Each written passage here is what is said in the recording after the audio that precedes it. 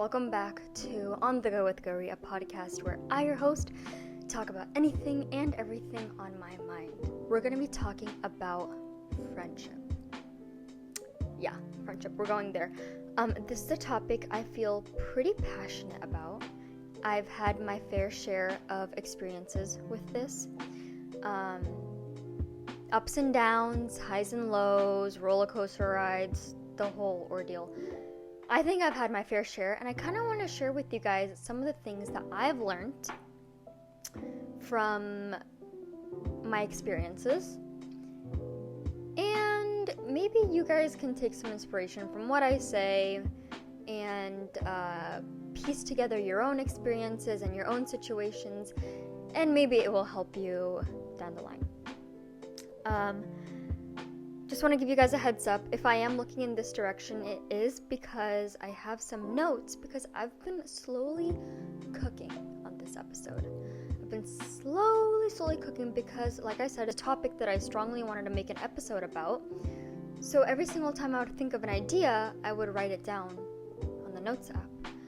And then I took some time and I sort of made that all cohesive and try to string it all together to make some sort of narrative of sorts to present to you guys. So, let's get into it, shall we? But before that, there are a few things. The first one is that in the previous episode, I mentioned that this podcast can be found on Spotify, Apple Podcasts, Google Podcasts, and more, as well as YouTube, right? But some things have changed since the first 3 seasons of On the Go with Guri. Long story short, the distributor that I used to use for the podcast that would help me push it out to all of these platforms got bought over by another company. So at the moment, the podcast can only be found on Spotify as well as YouTube. This episode is being filmed, hopefully, if everything goes well and the recording is successful. It is being filmed, so this podcast will have a video format as well. Regardless of if there's a camera set up or not, all episodes will be found on YouTube. I don't know why I can never explain that easily and straightforward. It's always just so hard for me to describe. Anyways, you guys get the point. Another thing that I wanted to talk about is that you can follow me on Instagram at OTGWG for more content. I am trying to be a bit more consistent and religious with my posting and the content that I'm putting out there. So you can go onto Instagram on that account, and you can maybe see a little bit more about my life and my thoughts and what I'm up to. For example, I have taken upon the challenge of being part of the 5 a.m. club, for real, actually, not just waking up at 5 a.m. occasionally, but waking up at 5 a.m. religiously, trying to make it a habit and a routine. So I'm kind of documenting some of my adventures on Instagram, so go and check that out if you're interested. I'm going to be talking about making friends and also letting them go, and what criteria that maybe you should make for yourself to determine if a friend is one to keep or to naturally just let go. Like I mentioned, I've personally had my ups and downs with friendship, okay? It's been hard. I have cried about this, I have laughed about this, I've ranted about this. I've made friends and I've lost friends. And here's the thing, friendship, regardless of who you are, is hard. Any stage of your life, I think. It gets easier, maybe, because you're getting mature, maybe. But in general, it's just a hard concept because it means so much. You know what I mean? A lot of what I'll talk about today, perhaps will call upon my experiences from college. It was the most dynamic time for friendship, but I think it's applicable in every stage of your life, to be honest. Let's talk about someone who is in college right now, or for a lot of my friends who have just graduated and are trying to navigate this post-grad life, this post-grad social life, which I don't hear a lot about on the internet. Things change a lot when you graduate for some people. Because you're in college and you're surrounded by so many people, you're constantly going to events, your family are your friends. But now, perhaps you've moved back home and things kind of slow down a bit. You don't see your friends as much. They literally live so far away from you. They're not necessarily a walking distance away from you. They're not your next door neighbor. They don't live the floor above you, maybe. In some situations, of course, they maybe are so close to you, but in many, it's not. It's kind of hard to navigate that. It's like really a 180 difference in regards to your social life post-grad. I talk about this a lot with my friends who have graduated or are still in school, and it seems like there's a general consensus of these emotions. I'm not a master at this whole friendship thing. I'm just trying to tell you the things that I've noticed from my experience that has helped make this process moving forward a bunch easier. And I promise you, I'm still struggling at times. But maybe if you answer some of these questions that I'm going to ask you for yourself, if you do some of these reflecting activities, and maybe if you hear some of my stories, I hope that it changes the way that you think. Maybe it validates some things for you, and maybe it inspires you to go have conversations or branch yourself out in places that you haven't before. Okay, so let's get into this. In the last episode, I mentioned this realization I made. So basically, when I moved to college, I was expecting to have these friendships, these age-long, saturated, friendships, decade-long friendships in a matter of a few days. I was expecting for these 10-year-long friendships to happen in 10 days. Once I made that realization, it changed the way that I view friendship and the way that I go to make friends. You see what I mean? It sounds so obvious. How can you be expecting to have such a deep connection with somebody that you just met a few days ago? It's possible, but how could you be expecting this with so many people? But sometimes when you're in that moment, you just don't notice it until you make that connection for yourself.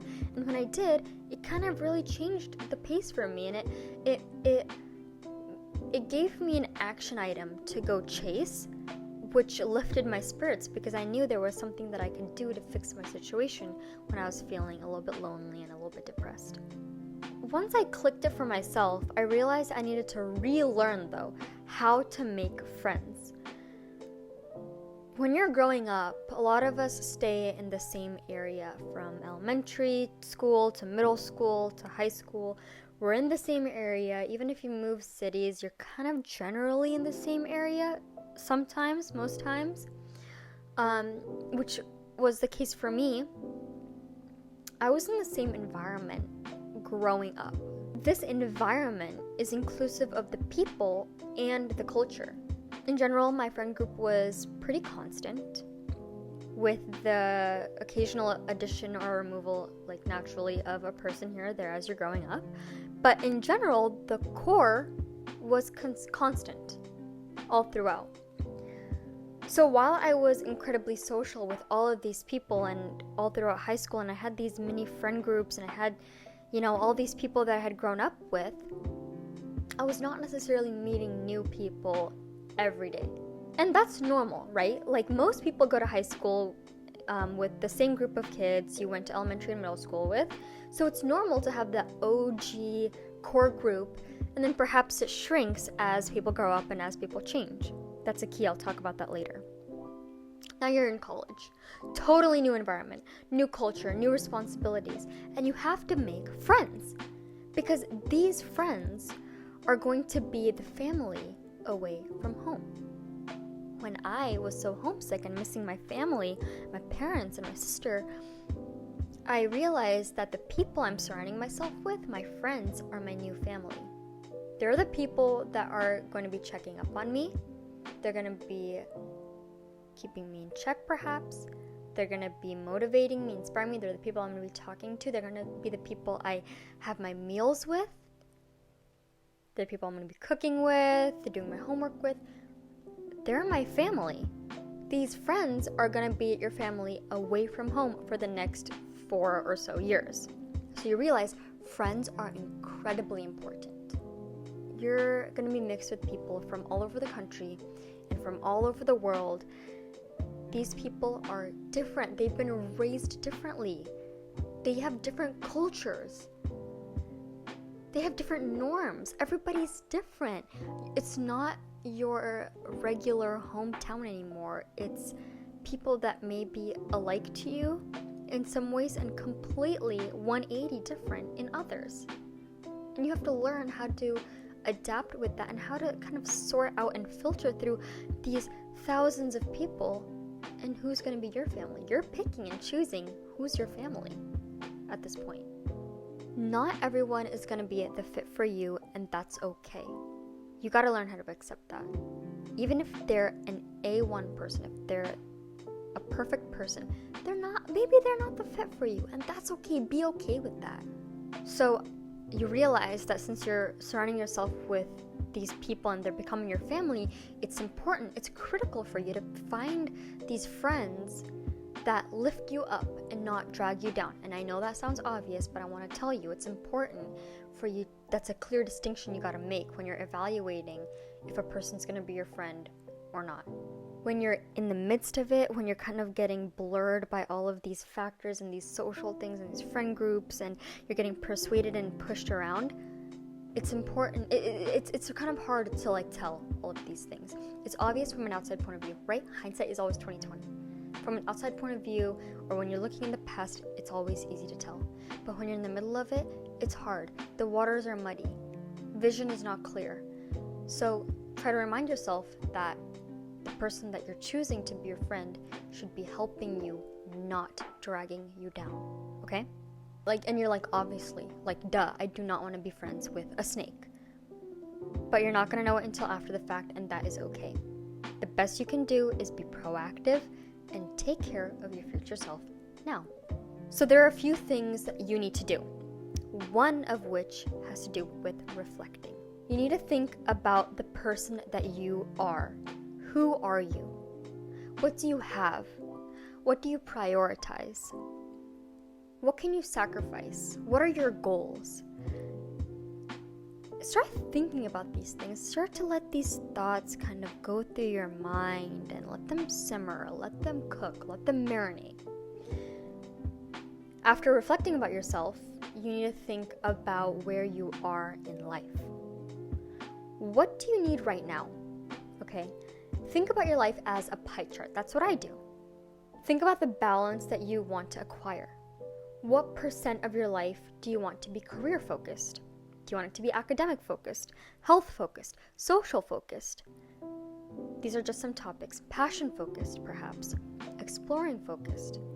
Think about your life as a pie chart and start divvying up the circle into how you want to start allocating your time. Do you want to spend more time in the gym?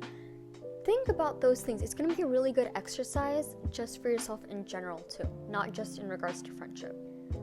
So let me give you myself as an example. Let's do it together, okay? So for example, I've graduated college, okay? I graduated undergrad. I'm currently working a full-time job. I'm also a part-time grad student. I also teach piano. I'm also trying to prioritize health and fitness. I'm also trying to prioritize my passion projects like social media, like YouTube, podcast. I'm also a daughter. I'm also a sister. I'm also a friend. I'm trying to prioritize the important people in my life. You're starting to see these little buckets that I'm putting these things that I want to put my time into. Okay, so now that I've bucketed it, in this phase of my life, I'm going to try to find people that align with each of those buckets. So I'm going to try to find friends that will help me stay motivated and disciplined. I'm trying to engage in activities that relate to those buckets. For example, one of my buckets is my grad school, so that requires a lot of studying. So I naturally have friends who are also studying right now. They can motivate me. I can relate to them. They can relate to me. They'll keep me in check. So I have friends like that who I can go to study at coffee shops with. You see what I'm saying? I'm starting to find people that go into each of those buckets for me. And this just kind of naturally tends to happen. There are times where you want to do some of these activities with people. Like, for example, for me, I love to go swimming alone. I also love to go swimming with my friend. So I always invite her, and we always go swimming together. In order to study, I want to make that exciting for myself, so I go to a coffee shop. Coffee shops are a great place to meet up with your friends, socialize for a bit, also get your work done. So I always like to study at coffee shops with my friend. It's a great time to hang out, to meet, but also you keep each other accountable for studying. See what I mean? They're keeping me disciplined and motivated, which are some of my core values to who I am as a person. These people that are relating to the buckets of my life get me, and I get them. We can relate. We can struggle together. We can thrive together. You know what I mean? I hope that's making sense. When I went from high school to college, my pie chart shifted, and it took me a little bit of time to realize what I wanted my new pie chart to look like. I didn't really do this exercise back then, but as I learned this kind of trick and I did this for myself, it started making things a lot easier for me. For example, dance was a huge part of my life in college. I was part of the competitive dance team, and I met a lot of friends through that. I met friends who were dancers. And this way we could share the passion of dance and art and coming together and competing and all things related. I had my academic friends, which I would study with and do homework with and so on. When I was in college, I needed friends who would take my mind off of school and work. I say all of this, but in no way is it intended to be a flex, you know? Is it to show off that I have so many friend groups? Because I highly always like to emphasize that quality over quantity in regards to friendships will take you very far in life. This is an example of how your friends can help you achieve the person that you want to be. You need to have balance. So I think I've made my point about the importance of friends and why you need to be selective in choosing them. But now let's talk about making them, because that in itself is a whole nother beast. So something I've observed from an outside point of view is that there is a natural awkwardness in the process of making friends. Like, I've been there multiple times where there's a small group or there's a group of people and I really love their dynamic. You know, I just want to be part of that friend group, plain and simple. Or there's some specific people that I want to be friends with. So naturally, and you just gotta trust me with this one, and I've heard this with other people, so trust me, I'm not just insane. But I just kind of would sell myself a teeny bit to be friends with these people. I would do this sort of to appease them. So I'll explain. I might laugh at their jokes that aren't really funny. Or I might not truly be myself. I might not be my weird self. I might hold back some of my true personality. I might try to be a little bit cool to fit in. And I've seen this so many times. I've noticed it with my own eyes. People start dressing differently. People start speaking differently. People start changing their interests to, fit better into this group of friends. And you've seen it. I've seen it. We've all seen it. I feel like I'm your big sister right now because I'm looking out for you. Do not sell yourself or do not change yourself for anything or anyone. This branches beyond just friendship, okay? Do not be changing yourself to fit in to something that isn't you. Do not be sacrificing parts of your life that changes who you are for the worse. Obviously, if it's making you better, or if you're instilling better habits, of course, better yourself. I'm not trying to stop you from doing that, but I'm telling you, if you're changing your true identity, don't be doing that. Do not be doing that. I know that good friends are hard to find. Trust me, I hear you, I know it. But you need to find the person that is the best match for you. You need to find your yin to your yang. You should never be sacrificing yourself or changing yourself or selling yourself to appease to someone to make them like you. They should like you for who you are, point blank, period. I hope I've hit the nail on the head on that one, and I hope I've explained it to you enough, okay? Just because a person is good and a person you want to be your friend, you should never be changing your personality or sacrificing any part of yourself or trying to mold yourself to fit into someone else's requirements. I promise you, you're going to find someone who's going to be the best match for you. You just got to wait it out. But don't ever change yourself, because that's going to lead to more harm than good. At one point in our life, we've been desperate for a friend or two, whether it's on the playground or it's at the office and you're trying to fit in. It just happens, but give it time. I know we want friends and I know we want them now, but you need to be patient. These are lifelong friends that you're making, or at least these are quality friends that you're making. Maybe they're not for life, but at least they're important to you in the moment.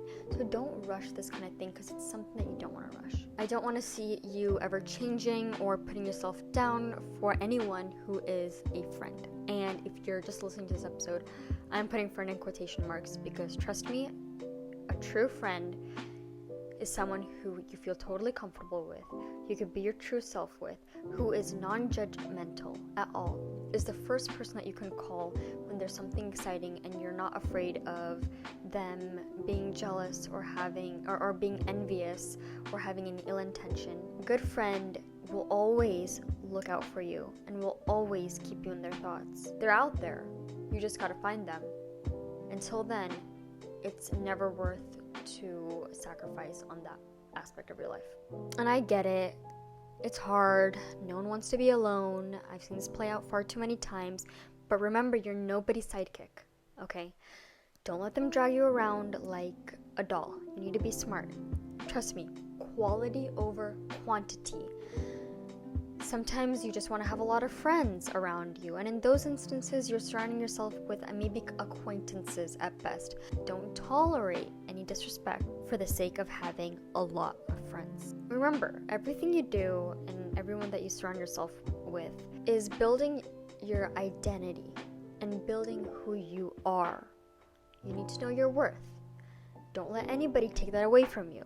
Think about your younger self. Would you ever let them be treated the way that some of these people treat you? If you're in a friend group right now, you need to evaluate early on or whenever you can regarding this friendship and if it's amendable or not. Is it a lost cause, or is it worth fighting for? Be real with yourself. So how do you do that? Here are some things that I've observed and have used in the past to determine who to keep in my life and who to carefully distance myself from. I'm not promoting you to cut people off of your life or to be rude or to be harsh to anybody. But here's the first one. Do they listen to you, or do they just hear it? Do they just say their part and move on? I've been in debates like that, like fun debates with my friends, and I start noticing, oh, this person is not listening to what I'm saying. Are they proactively looking out for you? So say you're making dinner plans and you're vegetarian. When they plan, do they kind of account for you? It just kind of makes you feel seen. I know it's a silly example, but you can definitely take that a bit further. You're planning an itinerary and you say you're not interested in X, Y, and Z. Do they just go forward with what they want to do, or do they make sure to account for who you are, how you feel, and your opinions? Because that's important and that's valuable. Or do they just kind of make you figure it out? Or you adjust for yourself? You're on your own on this one. Do they respect you? Straight up. Do they value you? Do they motivate you? Do they get excited for you? Do they keep you to your values?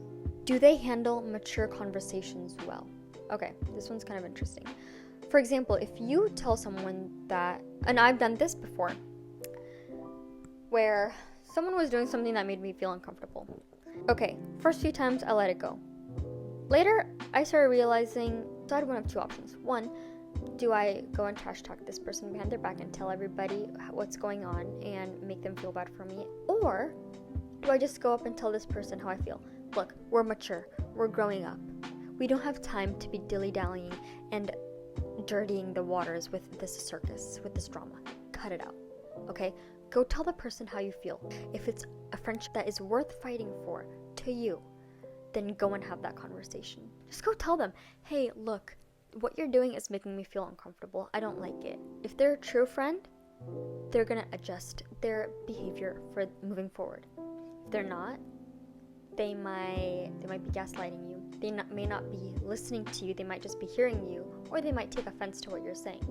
But you need to have that conversation. Don't just sit quiet, and don't go and spread random trash around. I mean, it's not random and it's not trash, but this business is between you and that person. Have that mature conversation. The last one I have is, do they make you feel safe? I kind of touched on this earlier. Do you feel like you can tell them anything? Does this person feel like a warm hug? Does this feel like a no judgment zone? These are just a few questions you can ask yourself when helping to reevaluate your friendships, or maybe they can kickstart some conversations between you and your friends, and maybe they can guide you in a certain direction. There are questions that I use myself, and there's no, we're getting older, we're getting busier, we don't have time or energy to be spending on little things like drama or people that are not respectful to us and don't value us. So we talked about why friends are important. We talked about how to evaluate your current friends, but now let's talk about how to make friends. This is going to be the last part of the episode. So here are a few tips and tricks that I've done in my life that have helped me in making friends. Check it out, give it a try, or use it as inspiration to make your own tips and tricks in making friends. So naturally, to begin with, you will want to have friends with the same or similar interests as you. I know that you're gonna have friends that are completely polar opposites, but you guys just match. But I would say that it's a little bit harder to meet people like that offhand. You're gonna meet those people perhaps through mutuals or just by happenstance. But a first step into finding good friends is people who have the same interests as you. It's really important, of course, to have a diverse group of friends that will always keep challenging your thoughts and keep you engaged, and perhaps they'll give you exposure to things that you may not have thought of or seen on your own. But to begin with, like I said, having friends that have similar interests as you will serve as a good stepping stone in the process of meeting new people. So in order to do that, you can go to places where you would want your friends to be at. So say you want to go to the gym with a bunch of your friends. Go to the gym, and you might meet someone there that might potentially be your future friend. So more often than not, a person at the gym may enjoy working out, or perhaps prioritizes their health and or values their body. If this is something that you also want to do, or say it is something that you like to do, then you might find someone else who has the same interests as you, and if you guys have the same interests and the same hobbies, you naturally are bound to be friends. Boom, already you guys have something in common. So this is an example where engaging in hobbies that you like or you want to get more into, or that fall into your pie chart, will help you in regards to making friends. Say for example, you're religious, or you want to get more in touch with your religion or spirituality, then maybe go to the temple, or maybe go to church, or some discussion groups where you might meet people who have the same engaging conversations, or something that's totally different that might challenge your thoughts. Maybe something that you've been craving and that you've been looking for, and that might lead to a potential friendship. Friends love communities and similarities, so it's a lot easier to find your people this way. But let me talk about something personal, because I can talk to that and you might be able to relate to me. I've made a lot of my best friends through my dance team at Purdue. Why? We have a lot in common. We love dance. We love learning new choreo. We love the art. We loved the competition aspect of dance. We loved the season. We loved the production. We loved the excitement, the thrill of competing and meeting new dance teammates and traveling. We had so many similarities. We all wanted to be part of a competitive dance team individually, that now you've grouped a group of 30, 40 people. As part of this dance team, you're at practices for sometimes 4 to 5 hours a day. Like we would have practice from 8 p.m. to 12 a.m. or even later. Every day of the week, you're just spending so much time with these people. You're going to have these side conversations. You're going to learn so much about these people. You're going to find things that you can relate, that you're similar, These are some of the foundations for building a friendship. They naturally become, to a certain extent, your friends. You know, you don't have to be buddy-buddy with everybody, but you're more prone, it's more probable for you to find success in finding a friend that way, and perhaps even some of your closest friends. They start to become my family, which is exactly what happened. Not everybody in the team is friends with everybody, but in such a big group, you're naturally bound to find someone that clicks with you. But if you don't, that's okay. It's just one medium, it's just one way of finding some friends. It's just one example. So I give you an example of when I was in college. Now let me give you something right now in life. So I've graduated. I've told you what I'm prioritizing and how I'm trying to meet new people. Obviously, I'm connected with my friends from college through social media, but it's hard when you're all across the country in different time zones, in different industries, with different commitments, family commitments. You're starting to meet people around you. It's hard to stay as close, and that's okay. I also love to volunteer. I like sports like swimming, and I like to work out, and I love to cycle. I love to run. I'm getting more into reading. I love Pilates and I love yoga. These are some of the things I like, and if you go back to my pie chart, they fall into those categories. So I started branching out from there based on my interests and my buckets, and I started to meet people directly. Okay, so for example, in regards to reading, I joined a book club. Boom. Every month we read a book and we go talk about it. You hear different people's experiences and connections that are very unique that they have with the book. You all read the same book, but you all understood it and interpreted it a different way. You feel heard in some aspects, but you also start to see new points of view. And you start to learn more about these people in this book club through these conversations. And you start learning a little bit more about their personality and their past experiences in such an artistic and beautiful way, all stemming from the fact that you like to read, that I like to read, and I read this book, and whether I liked it or not, I went and talked about it. If you like Pilates, like me, you go to these group classes, you engage in conversations before or after class. I used to go to a lot of spin classes in the past, and I would meet people on a routine basis. I would on a schedule, right? I would meet the same people, I'd see the same people before and after class. Naturally, we would say hi to each other, and then maybe we would talk about the class afterwards. So you gotta put yourself out there on things that you like or do. With that being said, I know it's awkward. People are shy. Think back to all of the firsts of your friendships, and look at now. It may have been awkward at the start, but look at you guys now. You have to give it a chance. Look, even if it's for every 1 out of 10 people, or even if it's out of 1 out of every 100 people that could potentially be your friend, hey, you gotta meet 100 people. Because until you go through all of those 100, you may not meet the one. Even if you've gone through a 99 people, that 100 might be your friend. You just gotta keep trying, you gotta keep putting yourself out there, and you gotta keep pushing. You can't be expecting for someone to knock on your front door. You can't just expect for opportunities to fall on your front doorstep. You gotta put yourself out there. This is regarding friendship and opportunities in life. Okay, you gotta be a go-getter. This is your life. You gotta put in the effort. You gotta put a little bit of work and let the rest play out. But more importantly, you gotta give it time. Okay, you gotta give it time.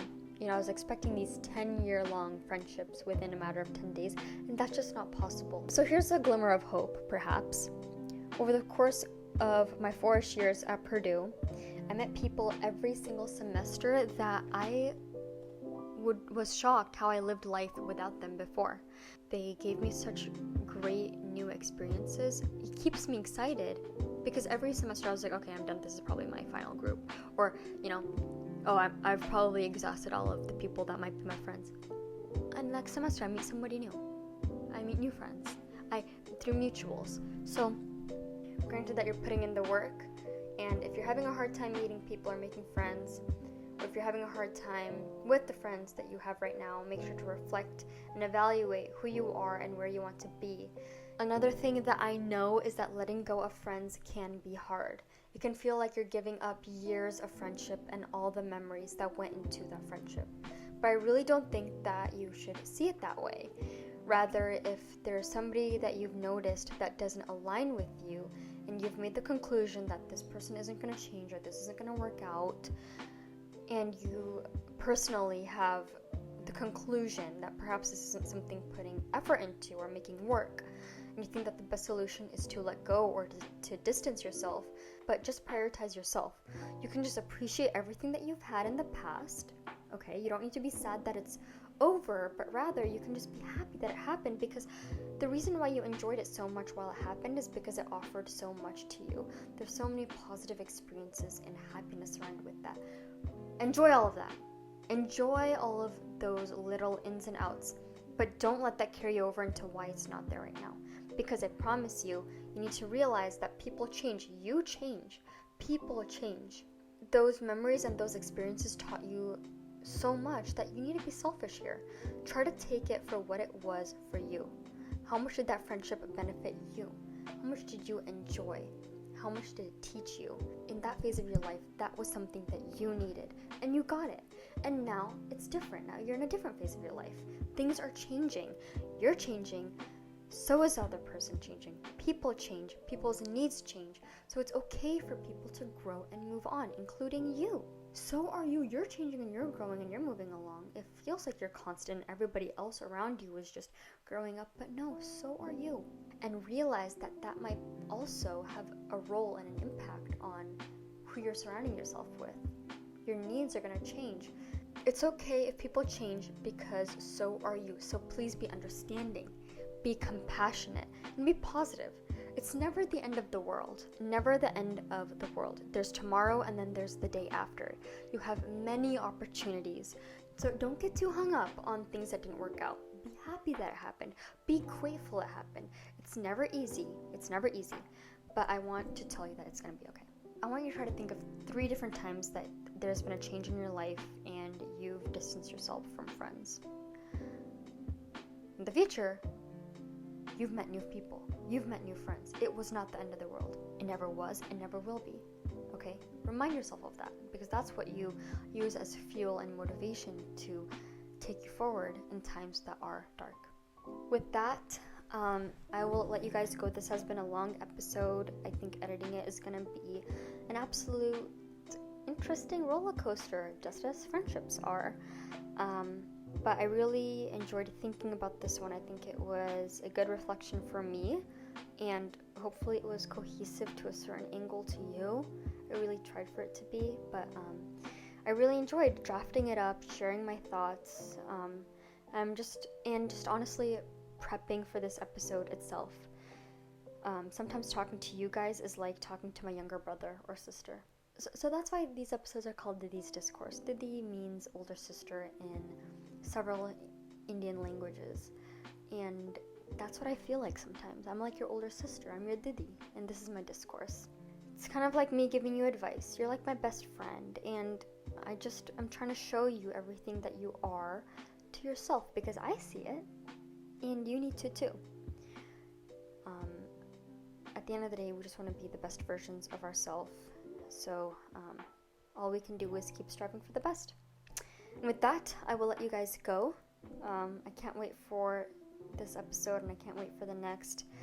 I'm really curious to see how this episode worked out in regards to filming, editing. I don't really know. I know my phone died in the middle, so I don't know how much got captured. But be the unbeatable force of nature that you are. And I love you guys. Bye!